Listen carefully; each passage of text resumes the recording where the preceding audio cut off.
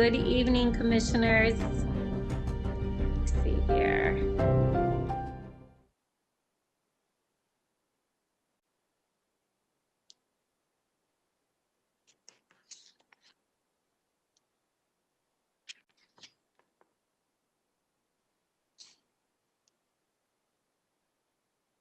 All right. 1, 2, 3. All right. Looks like we're all here. We'll just wait one more moment till it turns 7 o'clock, and then we'll get started with our evening meeting tonight.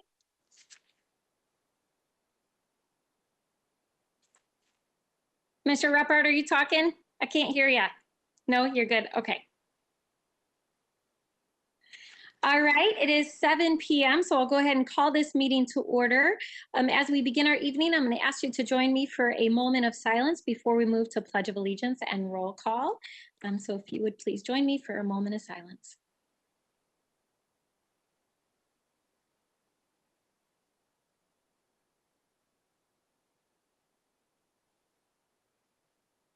Thank you.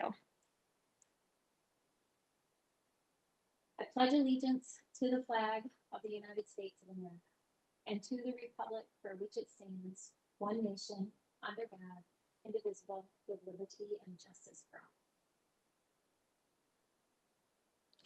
All right, thank you. That will next take us to roll call.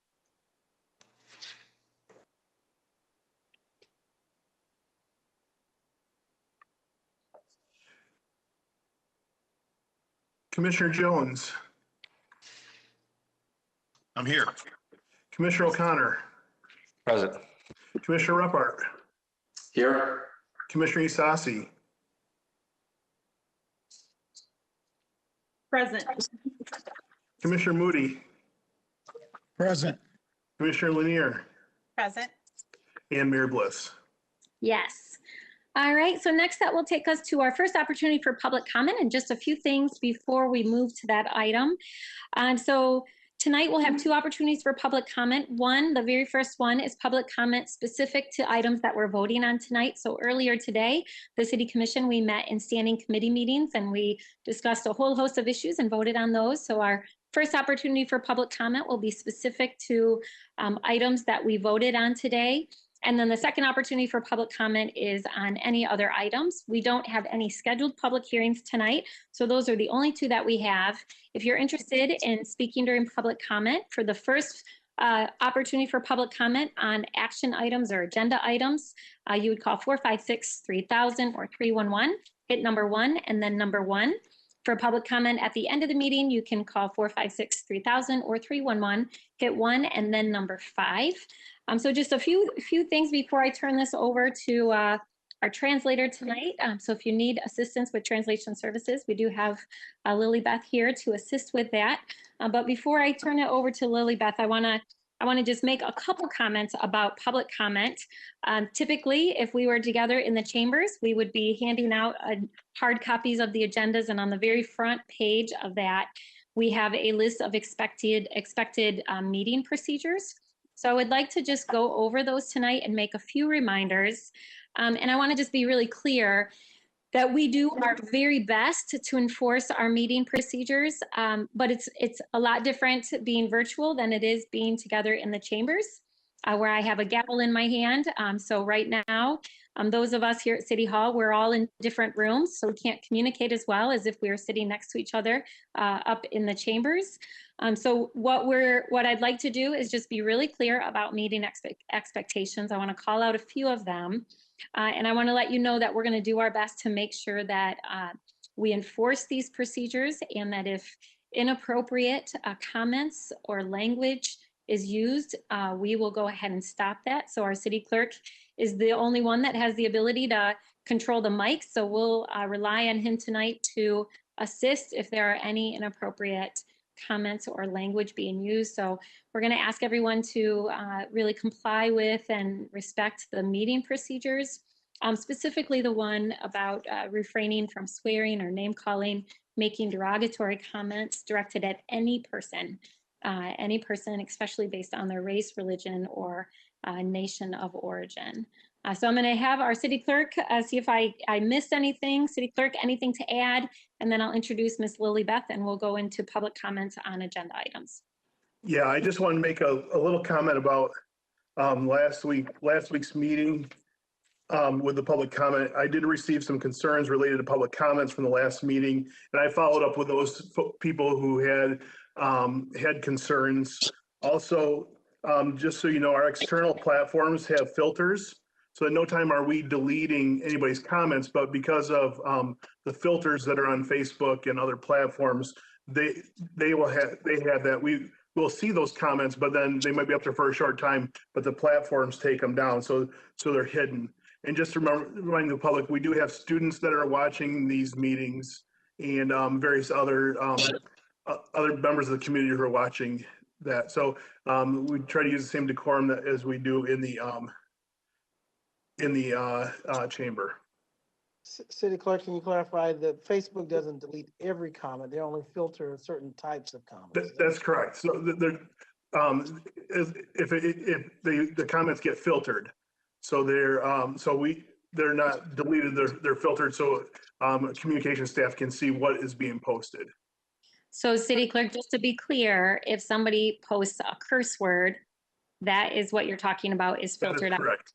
Okay, I just want to make sure everyone is clear. It's not the content that's filtered, but it's derogatory or inappropriate language. That's correct. Okay, thank you. Okay, so with that, I'll open up, before I turn to Lily Beth, I'll open up the first public, in a moment, I'll open up first opportunity for public comment. Again, these are items that we're voting on today. So this first opportunity, a couple things that we ask that you share your name, the city that you live in. You'll be given up to 3 minutes to speak. And for this first section, we ask that you be explicit about what item you're talking about. So if you look at our agenda and you want to speak to fiscal committee number 1, please be clear that that's what you're speaking to, at least in this first opportunity for public comment. So with that, I'll turn it to Lily Beth, and then I'll open up public comment. Thank you, Mayor Bliss. Good evening. If you need interpretation services to address the City Commission, I will be able to assist. Please dial 456-3000 or 311 and choose the option you wish to speak on tonight. Buenas noches. Si necesita servicios de interpretación para dirigirse a la Comisión de la Ciudad, estaré disponible para ayudarle. Marque el 456-3000 o el 311 y elija la opción en la que desea comentar esta noche. Gracias. Thank you, Lily Beth. All right, so that'll open up our first comment period. And again, this is public comment only on action items or agenda items today. So I'll turn to Daniel. Daniel, do we have anyone in the queue? Here comes the first caller. Thank you. Caller, you're on with the City Commission. Please state your name, the city in which you live, and the agenda item you wish to speak on. You have 3 minutes. Your time starts now. A very pleasant good evening, everyone. Watchdog Miller reporting from Grand Rapids. On 7, 2, and 5, I totally oppose as borderline treasonous. Amy Carpenter should be pursued on the same terms of the January 6th approach from crowd in Washington, which he's pulled in the past years to emphasize. And Daniel, can you please talk to Mr. Miller and tell him that that's not appropriate? Tell you what's appropriate, ma'am. Mr. Miller, please do not make comments about people that are derogatory or threatening. Unconstitutional and treasonous. 9B4, the bid list should be fully spelled out on the agenda.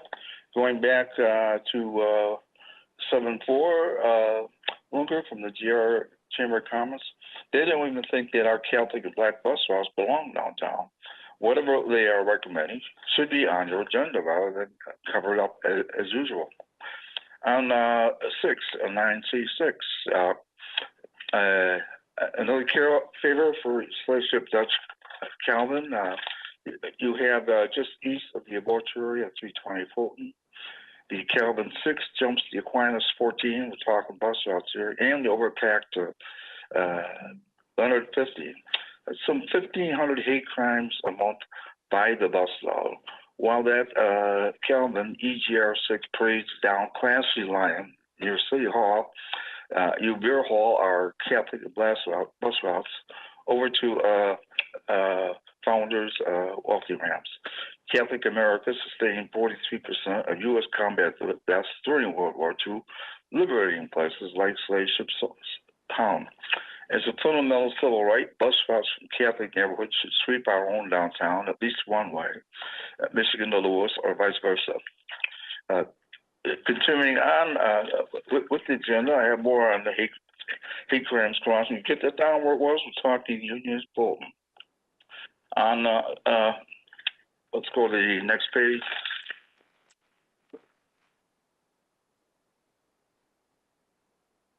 On D4 and 5, what is this all about? It keeps popping up, and Kara was always kind of embarrassed about this, about speaking to her, but why are you over in Walker for the Walker View Industrial Park?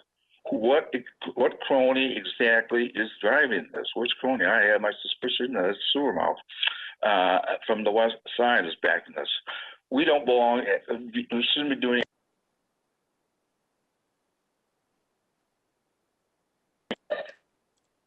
There are no more callers in the queue.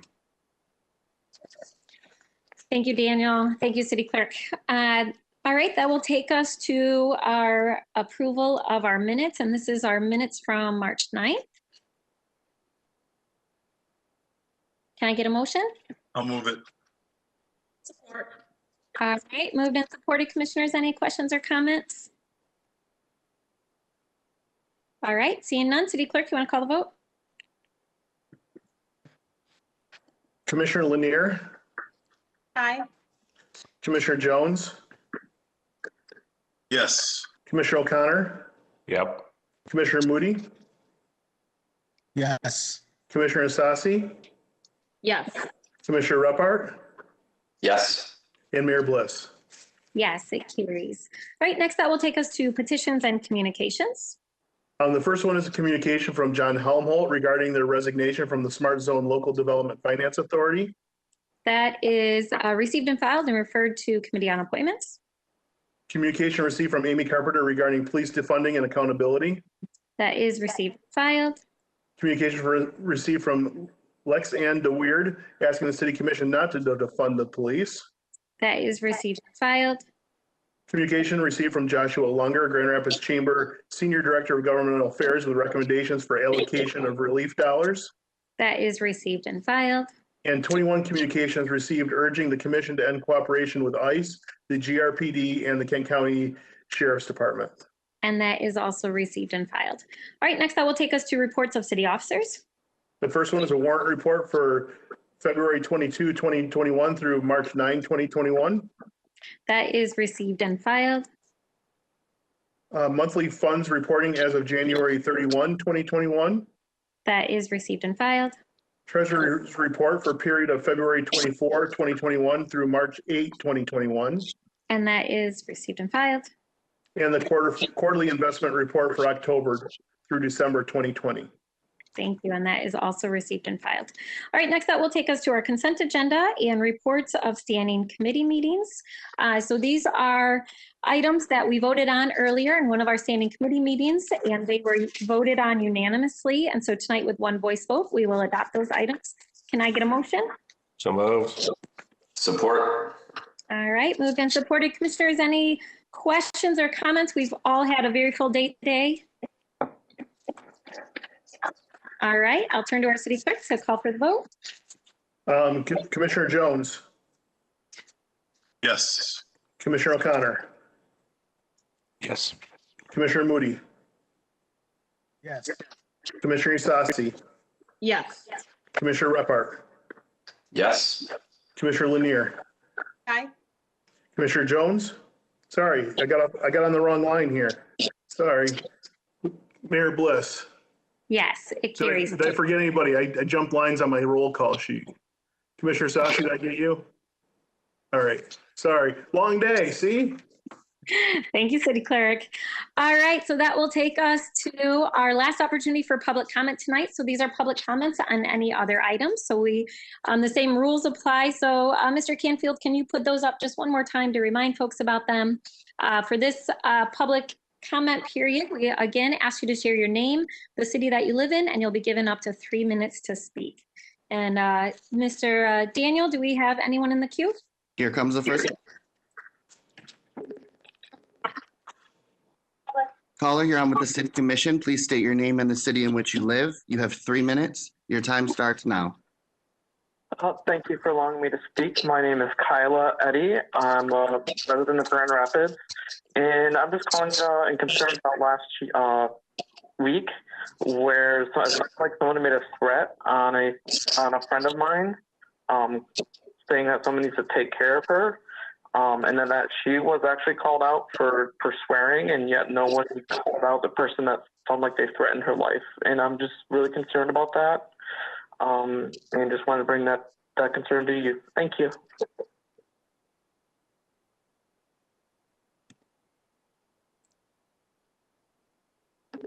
Daniel? Oh, can you hold for one moment, caller? Right. Oh, go ahead, Daniel. I was just wondering if there was another person. Yep. Caller, you're on with the City Commission. Please state your name and the city in which you live. You have 3 minutes. Your time starts now. Good evening, Watchdog Miller. Back on G11, moving on down the agenda, I oppose a more state of emergency. As I kind of reported to you about a year ago, I thought it was 275,000 people were dying a day. Well, it's actually, in revising that guesstimate, it's more around 310,000, 310, with 3 and more zeros. 310,000 people died, were dying every day before this outbreak of COVID hysteria. And therefore, I'm fully vaccinated now, many weeks, 4 or 5 weeks, and we should have them on the City Hall. The City Hall should be back open to us. There were many benches originally placed out there and in City Hall, and we shouldn't be turned around. The situation is getting more fascist as it goes on. Amy Carpenter. Mr. Miller, can you speak on topics and not other citizens, please? She is a topic. She's on your agenda. Follow your agenda. That's not something they were voting on.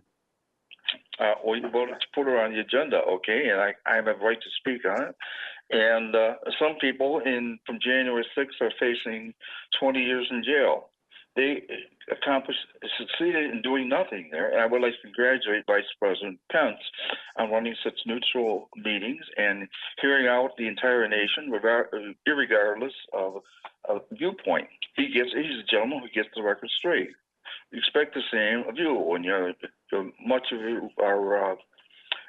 your work is financed by the federal government. You've got the 0.4 building right next door to you. On the Rapid, which you're often in cooperation with, the slave state Krauthammer from Maryland is still calling the shots. They're walking off with $100,000 to bring in a new CEO to replace Varga, although it'd be a couple back. There was also a guy named Winman there. I challenge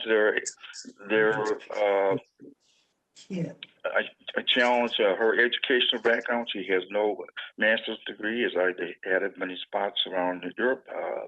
In Vienna, monitoring the Hochschule für Volkswirtschaft, 3.5 years in Paris and 2 years in Madrid. The School of Political Science was right in the Spanish Senate building, just like in Washington, D.C. Hillary Clinton introduced herself to me in the library of that building. And so my educational background well exceeds her. Varga always said you have to have a master's to ever fill his job. Having crisscrossed the country on a Greyhound and the trail. That's 3 minutes. Thank you, caller.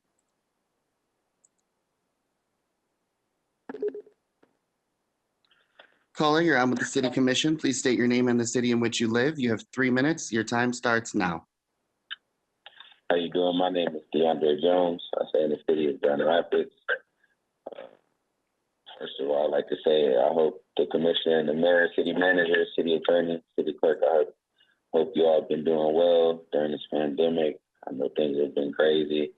First of all, we're running the Urban Youth Summer Basketball League this summer. 2 years ago, we had 60 kids playing basketball outside at King Park. And so you probably will see some flyers that I'll be hanging up on the south side of Grand Rapids, and I'm looking to do some more community work with the youth this year. So hopefully it's a lot more better. Hopefully we can get a couple of sponsors. Hopefully we can see a little bit more elected officials out there supporting. I'm also flying to Dubai on the 30th for a sustainability meeting, hoping to learn more about sustainability and hopefully get some funding to purchase the Adelante High School as I aspire to open a community center here. I did have a great experience at the Baxter Community Center, learning about the repairs and actually seeing the official blueprint of the Baxter Community Center and how it all started. And so I reached out to the police department. Hopefully we can keep some more of the youth off the streets with the work that I've been doing. But as I'm on this entrepreneurial journey, I just hope that I can gain this commissioner's support on my project, and I hope that you guys have a blessed one. And to all of the organizations out there, please call the county to get those charges dropped. The city commissioner or the police department cannot do anything. Call your county commissioner or the county prosecutor to get those charges dropped that you guys want to see dropped for the march on March 8th. Please call the proper department, and you guys have a blessed one. I appreciate it.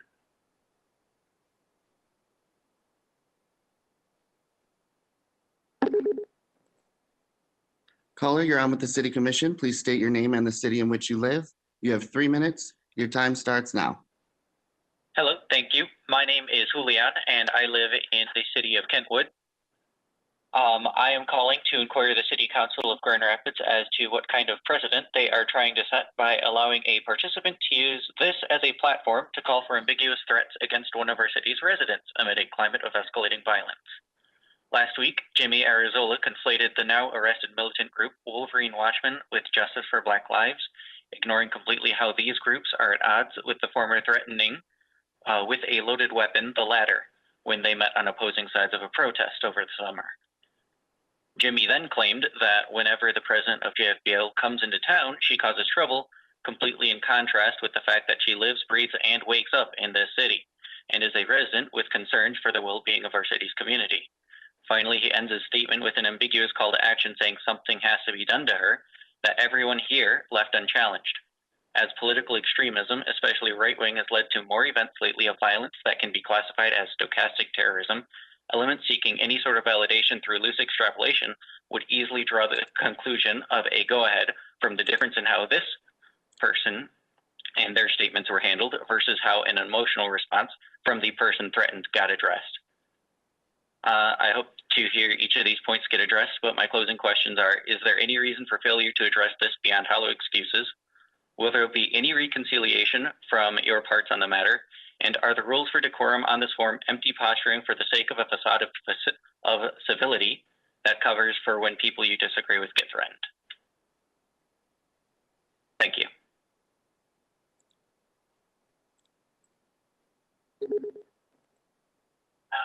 Caller, you're on with the City Commission. Can you please lower the volume on your device? Thank you. You have 3 minutes. Please state your name and the city in which you live. Your time starts now.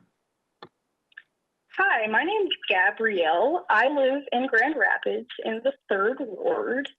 I'm calling to, hold on just 1 second, to demand that the charges against the Grand Rapids 8 are dropped.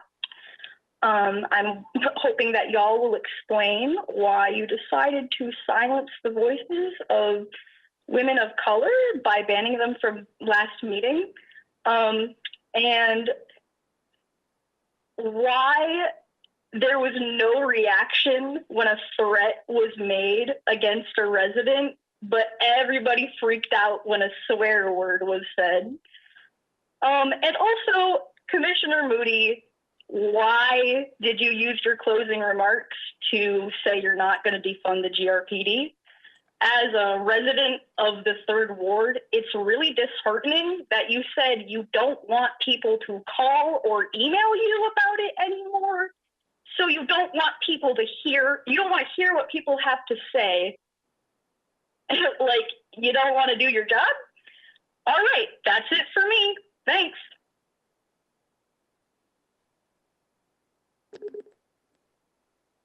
Caller, you're on with the City Commission. Please state your name and the city in which you live. You have 3 minutes. Your time starts now. Hi, my name is Nikki and I live in Grand Rapids. I am calling tonight in regards to the last City Commission meeting. I personally called in and I am still waiting for any city officials to call out the unconstitutional arrest of the young city activists who were personally targeted. I really want to impress to the City Council and stress the illegality of looking for people using their names and then grabbing them. Like, I saw a video personally where one of the leaders was standing behind a line of people and was grabbed. Like, that's the leader. Like, that's not an accident. So I really would love our city officials to talk about that. Illegal search and seizure comes to mind there. Rights of the First Amendment come to mind that were violated. I would also like to address Commissioner Moody, who said that we can speak to him if we speak positively. I would like to remind the elected official that your job is not to be necessarily spoken positively to, especially when we are dealing with issues of human rights. You mentioned your 65 years of work in the community, and I applaud you for that. And I would hope that you would want to pass on some of your wisdom and work to those young activists that are literally a third your age. I would also just like to talk to the entire commission as a taxpayer. I was appalled by the use of my money to kettle and arrest activists who were expressing solidarity with the family of George Floyd. George Floyd, who was publicly lynched in front of the entire nation. How can anyone think that it's appropriate to use police force in that situation unless they are completely ignorant and not paying attention to our national mood? This is just such a poor reflection on Grand Rapids. And I just really would like the elected officials of our city to acknowledge what happened was illegal and stand up for our rights. Thank you. I yield the rest of my time. There are no more callers in the queue, Mayor. All right, thank you, Daniel. We'll close that opportunity for public comment, and I will turn to my colleagues around this table. And tonight, I'll start with the pink-shirted Commissioner Joe Jones. Thanks for bringing some color to our day. Thank you, Mayor, and want to recognize all of those who called in on this evening. And actually, I would like to address the events of the last meeting, in particular, the veiled threat of Mr. Erzola, who I think for those who haven't been regular to the commission meeting, unfortunately, Mr. Erzola, and I'm not making an excuse for him, Mr. Erzola has a tendency of making veiled threats and saying things that are that lack clarity, and he has made some rather inappropriate remarks in the past regarding the mayor, myself, and others on the dais, and it is very unfortunate that he said what he said, and I don't in any way take anything away from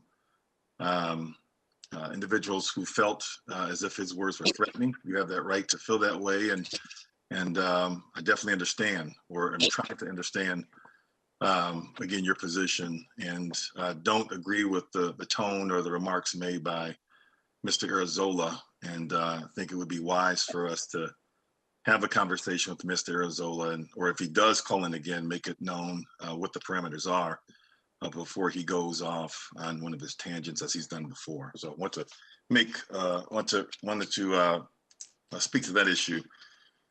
Also want to take an opportunity I'm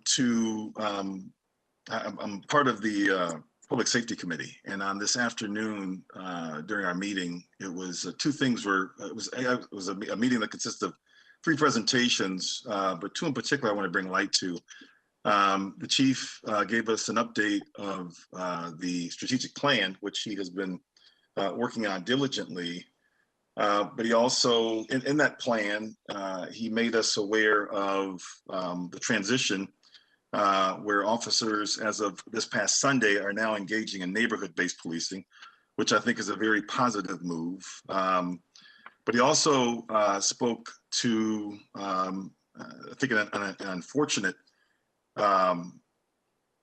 experience, or the unfortunate decision that was made recently by the police union in terms of their decision to file a grievance regarding the work that has historically been accomplished by sworn officers and the efforts to transition that to civilians or non-sworn persons.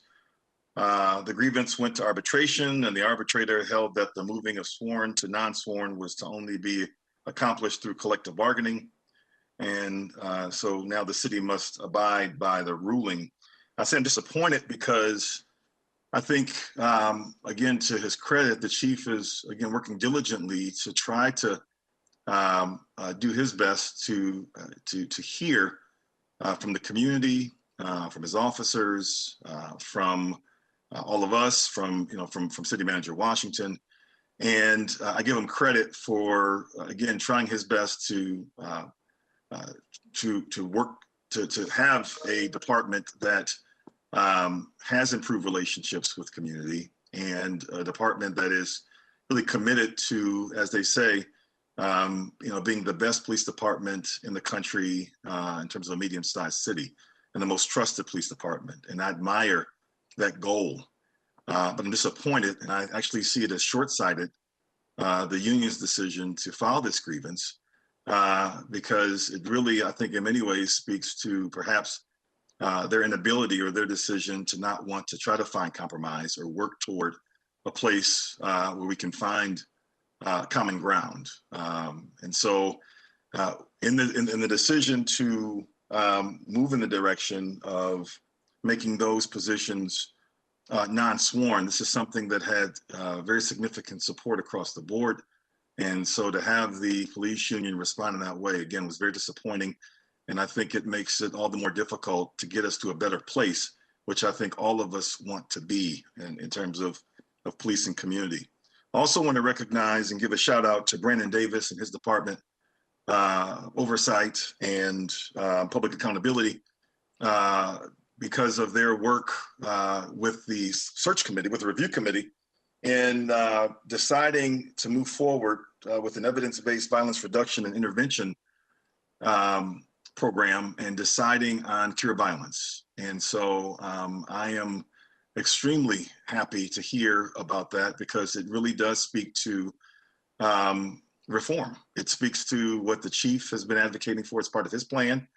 It's something that the chief has been very supportive of. And I think obviously it's what the community has spoken to in terms of what they support.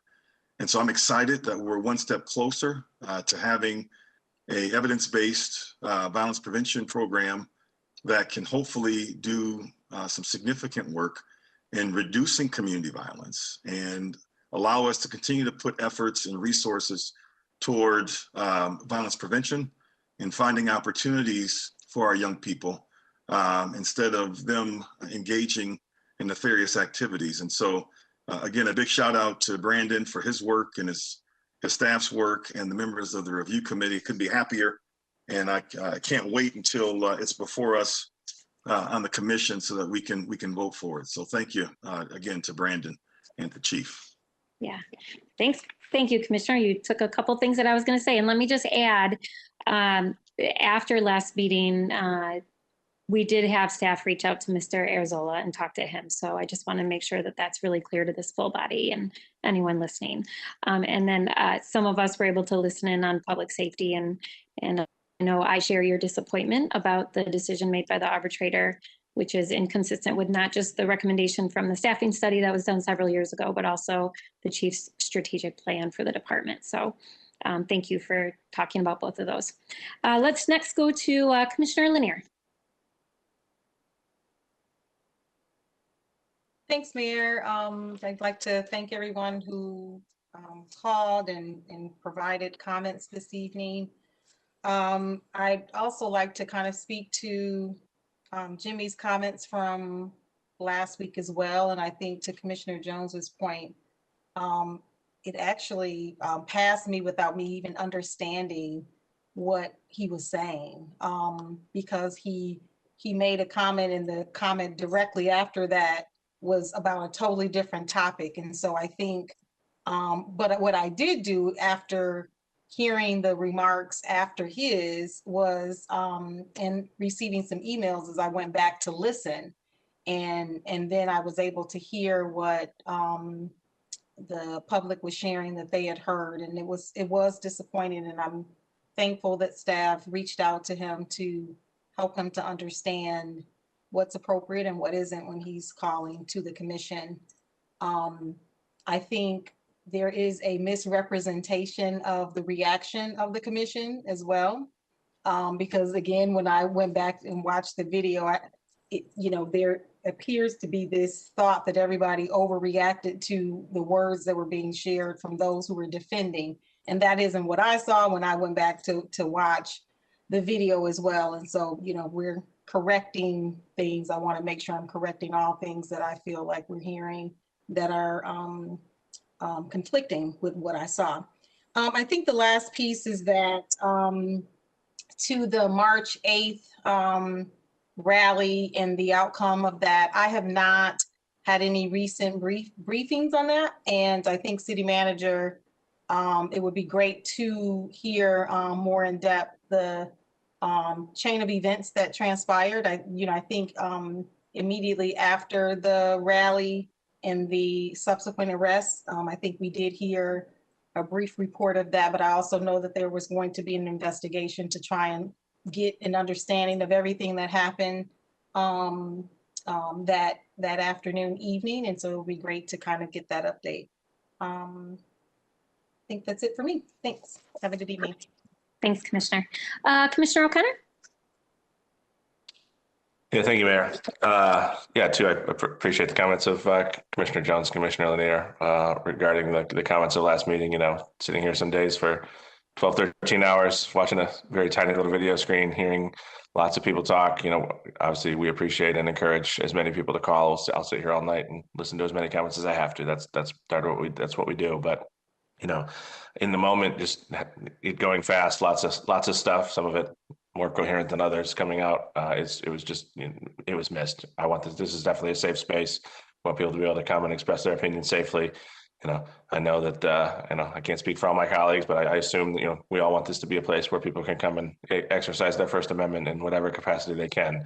But threatening folks, being a racist, doing things that are deemed inappropriate, that sits well with none of us. And, we don't tolerate that. So whatever was missed in the moment, I apologize for whatever reaction, you expected that you did not receive from us. That was never the intent. So we've worked certainly with our staff to correct that. And, this is a difficult process to manage. So I'll touch a couple of things real quick. First is COVID vaccines. Excited that August 5th, everyone in the world can go get a COVID vaccine that wants to get one. I hope that people keep doing it. I want to say thanks to the Kent County Health Department. I know last week they announced that hospitality, restaurant, entertainment folks can get access to the vaccine a couple of weeks early. So I think that's critically important. I know we received some advocacy around that, something I've been asking for several months now, and so I'm appreciative. I know it's only a couple of weeks before anyone can get it, but I'm thankful. Those folks in restaurants, hospitalities are on the front lines every day, interacting with the public and are at risk. So just hope that people do take advantage of that. It was unfortunate to see that yesterday's positivity rate for COVID was 12%, which is the highest it's been in 2021. So we're starting to see an uptick. There's sports, there's people are going back out, there's spring break, there's all kinds of things happening. I think people can do those, want them to do them as safely as possible, but just be mindful that, if you have that, I encourage people to get the vaccine. I got my first shot, I'm glad I was able to do that. And I just, the microchip, I can't even tell it's there. Just a joke. Really, it's I hope people go get it and be safe. I will be a little more serious here about public safety. Appreciate the conversation today around that. I'm excited to hear about Cure Violence. We've been talking about that for a long time. I know it's been pretty broadly supported in both the community and in the commission. And so excited to see that we're putting Fidelity behind that. Cure Violence has some great local connections here in Grand Rapids, and so I'm glad that some folks that have local connections are going to be on the front lines of implementing that. I know there's been some comments about the frustration around the positions that were recommended to be civilianized, and while I recognize those frustrations, I also recognize the rights of people who have collective bargaining as a protection for them. And so, while there may be frustration around that, I certainly have deep respect for the ability of folks who have organized in organized labor to have those protections. And so, regardless of the outcome of the arbitrator's decision, there is a process in place, and I'm a believer that we have to be true to that process. And so, if this is meant to be, then we will work through the collective bargaining process to ensure that this is fairly negotiated and these positions can, if they need to change, then it's done at the bargaining table like it's supposed to be done. So I respect that process. I know there's frustration about it, but that's the process that we've all agreed to, and I'm glad that folks have the ability to be unionized and have those protections in place. Sometimes it's frustrating, but that's the reality of the world we live in. Thank you, Commissioner. Commissioner Repart?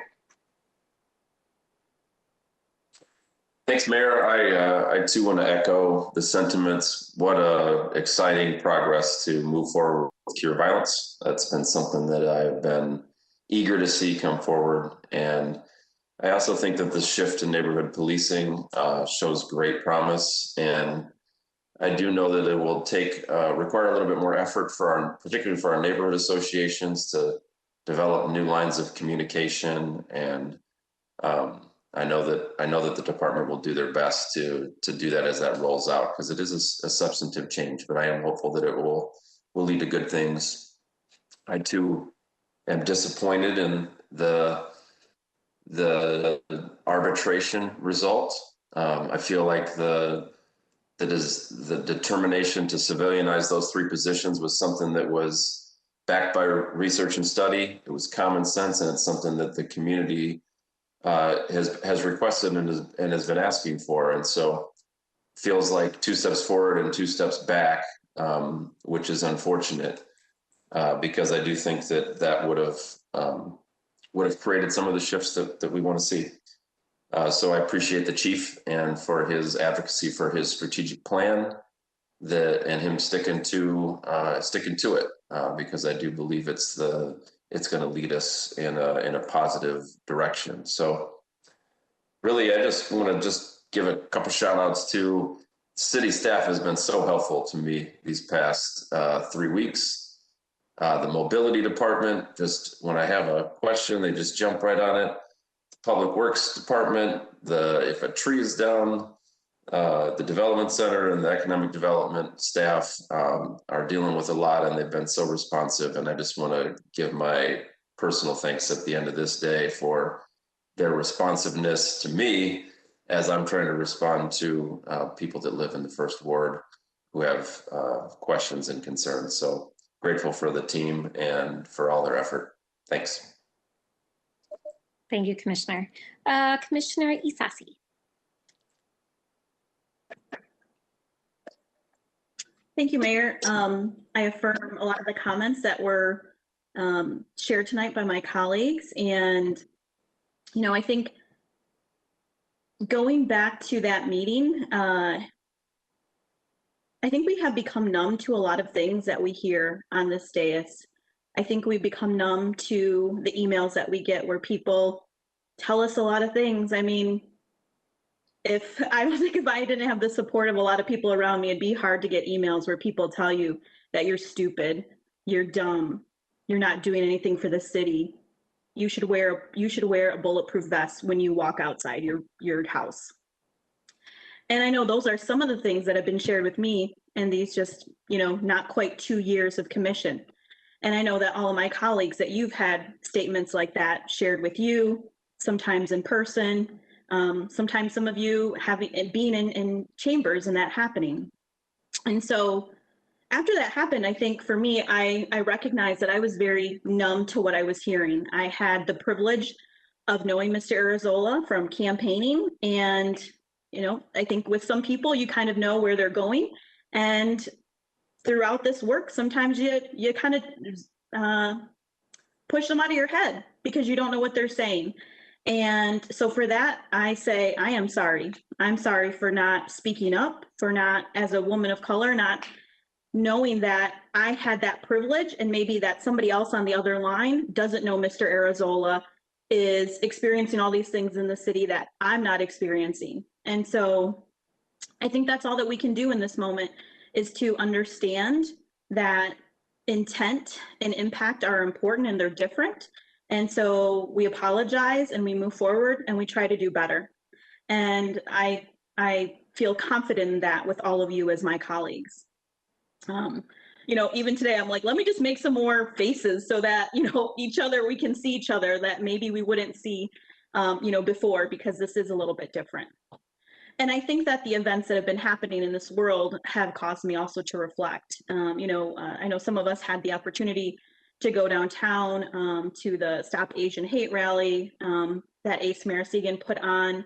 And I think I said I was both grateful and angry that he had to put together that event.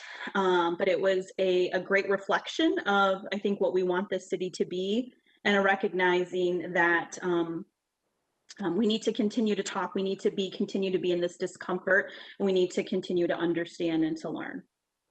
With that being said, next week, Wednesday, is International Transgender Day of Visibility. And so I want to highlight that day for those living here in Grand Rapids who are in the transgender community, to highlight them, how they experience this world and their accomplishments. In terms of the work that we did today, I know a couple of you talked about Cure Violence, so glad to get those updates. I was able to turn into public safety. And additionally, we had an update from Ms. Bohach about the CDBG dollars, and are in that open comment period right now. And then of course we'll have a hearing, you know, we'll have our public hearing and we'll vote upon that. And I'm glad to hear that there are additional dollars, at least at this point, allocated. We have to vote on it for those wraparound and trauma related services, because I think those are so key to the overall support that, you know, Cure Violence could bring into our city. And lastly, I just want to say thank you.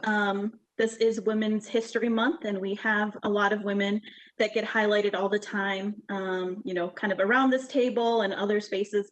Today, I want to highlight Alicia out of the executive office. Alicia is my support person, not just mine, but manages a lot of other people.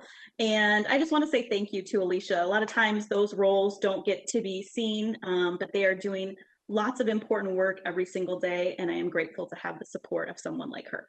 Have a good evening. Thank you, Commissioner. Well said. And I think you speak for all of us. So thank you. And Commissioner Moody. Thank you, Madam Mayor. Let me echo the sentiments that all of my colleagues have said tonight, especially in reference to Mr. Arizola's comments on last week, Tuesday.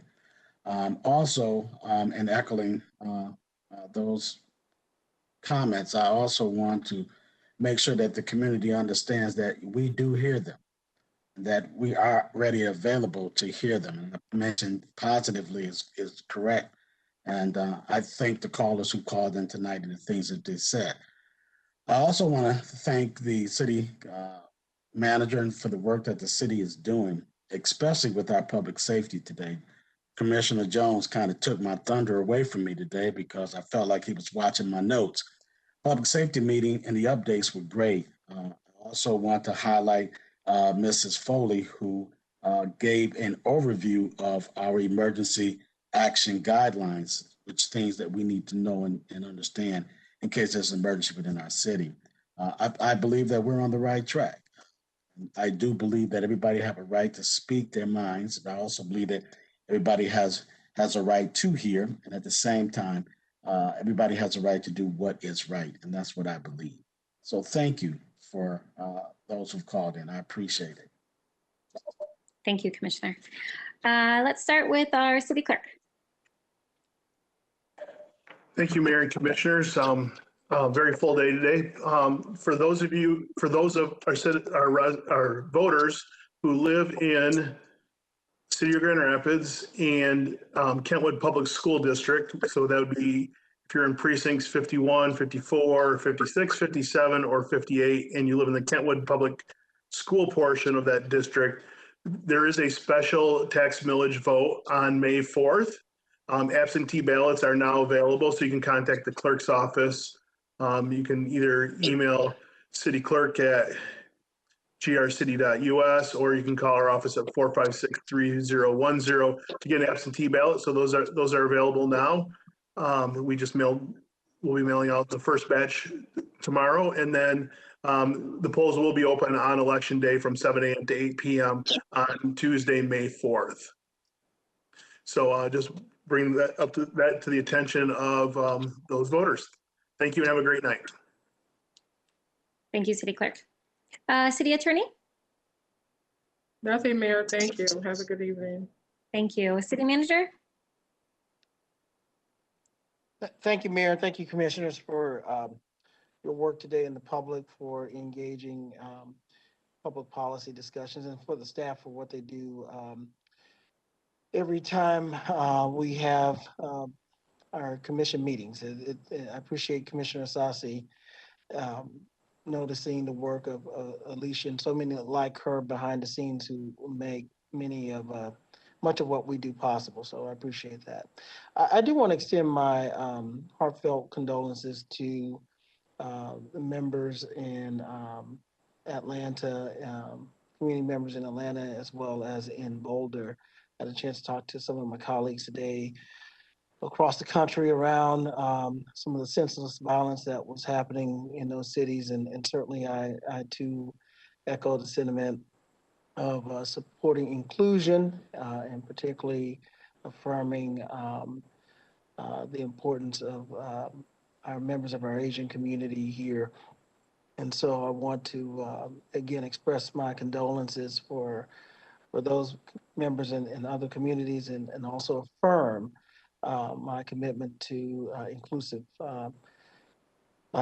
inclusion here in Grand Rapids. Secondly, I do want to follow up on the comment regarding public safety and just affirm for the commission and community that the chief is committed to ensuring his execution of the strategic plan, and progress is being made. I want to reiterate, I think what I said last time, the videos from whatever occurred with the interaction during the protests have been made public. Those Facebook videos are public. What is the current department's doing their review of the internal affairs of some of the complaints that the chief initiated. I checked with him today on the status of that, and they're still in the process of doing their internal affairs review. And once that is done, the chief will ensure that there's transparency and accountability of that matter. So I look forward to that outcome. Also want to thank the commission for the work that was done, and Ms. Farrick and the legislative team. Lots of important intergovernmental issues at the federal and state level that we have to be very mindful of as we participate in recovery, and appreciate the work that was done there, as well as Ms. Bohach and the committee that worked with her on the neighborhood investment plan and the potential allocations of that $6.8 million across the city. So thank you for that. And we had a very enlightening briefing on the climate change and collaboration with community members. And I want to thank Ms. Sutter for that work, and the members of the community who partnered with her in bringing forth that policy discussion today. Thank you, Mayor. Yes. Thank you, City Manager. And I'll just echo what all of you have said tonight. You know, one of our priorities, and I said this earlier in the meeting, is to make sure that people can call in and feel safe, and that we're a space where people can share their thoughts with us and not feel intimidated. So we'll continue to do our best to make sure that that's the case virtually, as well as when we get back together in our chambers. And then I share, what are you waving at me, City Clerk? I'm just wait. I'm raising my hand. I'd like to say something when you're finished, or if I can do now, and then you can finish up. No, let me finish, and then I'll turn it back to you to add. Thanks. Sorry, you distracted me. I'm sorry. No, that's okay. And then I too just wanna send our thoughts and our prayers and our sympathies to the communities of Boulder and Atlanta. I think all of us, just have sat in sorrow at the recent tragedies and continued tragedies that happen in our country, and the gun violence and the hate crimes that we see. And I too was able to go down to the vigil and rally on Saturday, and it's just truly heartbreaking. And I know I stand with all of you and with members in our community to stand against hate and violence and to do all that we can, both as individuals and as a body, to make sure that we're a city where people are safe and a city where people feel like they belong. So with that, I'll turn it back to the city clerk and then we will adjourn. Yeah, so I just wanted to share. So obviously we know this streams in Facebook and YouTube.